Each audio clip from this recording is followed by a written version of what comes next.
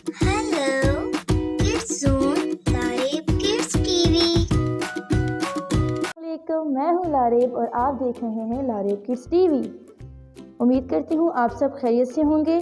आज का हमारा टॉपिक है शेप्स नेम। आज हम पढ़ेंगे शेप्स के नेम और उनके बारे में, ठीक है। तो चलें स्टार्ट करते हैं।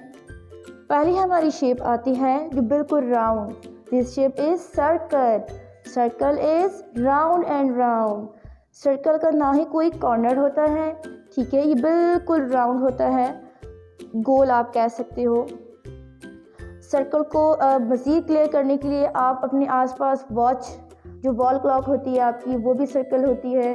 मामा की रोटी भी सर्कल होती है। तो आप देख सकते हैं कि सर्कल शेप कहाँ कहाँ आपको नज़र आ रही है, तो फिर आपने ढूंढना है, ठीक है।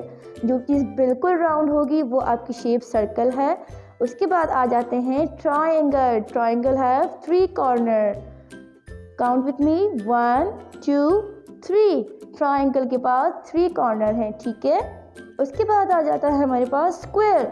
स्क्वायर है 4 साइड्स एंड 4 कॉर्नर, 1 2 3 4।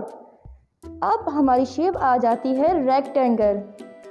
ये थोड़ी थोड़ी सेम होती है स्क्वायर की तरह, लेकिन स्क्वायर आपके 4 साइड से इक्वल होता है।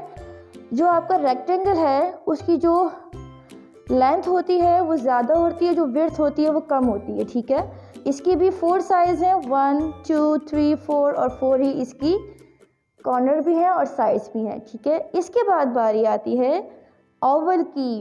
ओवल आपको आप देख सकते हैं एग की तरह होता है और बिल्कुल राउंड। थोड़ा सा इसकी जो है ना लेंथ आपकी इसकी लंबी होती है।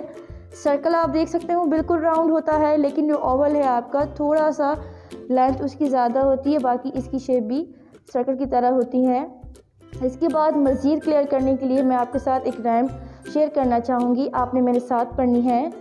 I am mama circle round and round, I am baby triangle 3 sides are mine, I am Papa Square 4 sides are mine, I am Uncle Rectangle shaped like a door, I am Auntie Oval shaped like an egg.